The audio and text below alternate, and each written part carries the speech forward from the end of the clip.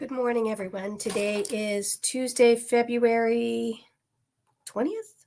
Sure, that's what it is. It's Tuesday, February 20th. We've had the weekend off, and this is our hardest week. We're tackling fabric. Fabric's at the very core of our existence. It is, we are tactile. We use fabric in everything we do. And it's one of those, can't live without it, but can't live with all of it either. It is probably the thing that overwhelms us the most. So you need to kind of go through your room and you need to do a few things. For you, you need to do whatever makes sense for you. I'm going to tell you what I do, what makes sense for me, based on my experience, based on some reading I've done about decluttering and organization, and mental health and all of those things. But you need to do you. Remember, our word of the year this year is permission.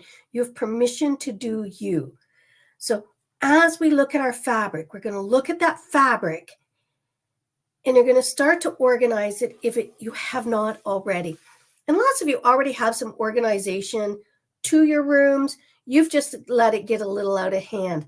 So I'm going to encourage you to do things this week.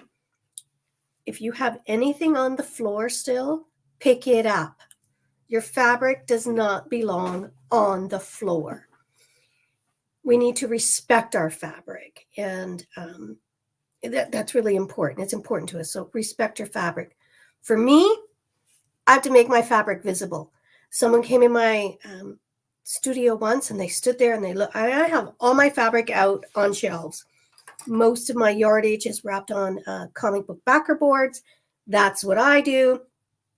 I have a couple sets of IKEA, those calyx shelves in my studio.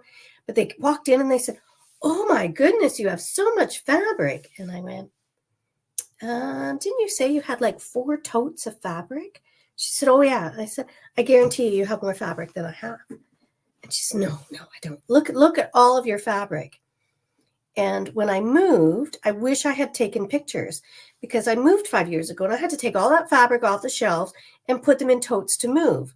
And I had less totes than you would think based on the fabric that you can see visible. So for me, I need to make my fabric visible. Get it out of the boxes, get it off the floor.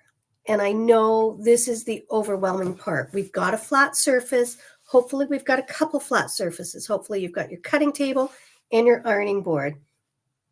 And today you're going to sort some of that fabric. You have to decide for yourself how small is too small. We're going to talk about scraps another day so that you can send me lots of hate mail on that day because a lot of you are not going to like what I have to say about scraps.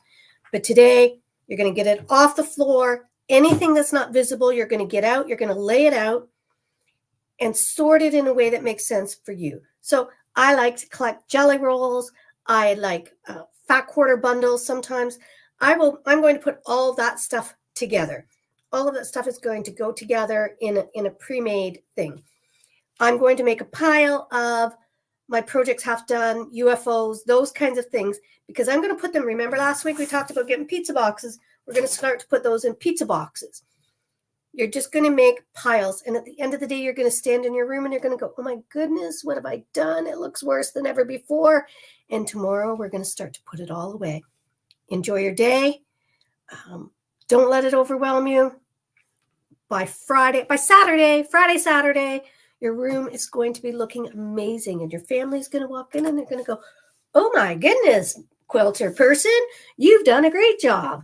And that's what we want. So have a good day. We'll see you soon.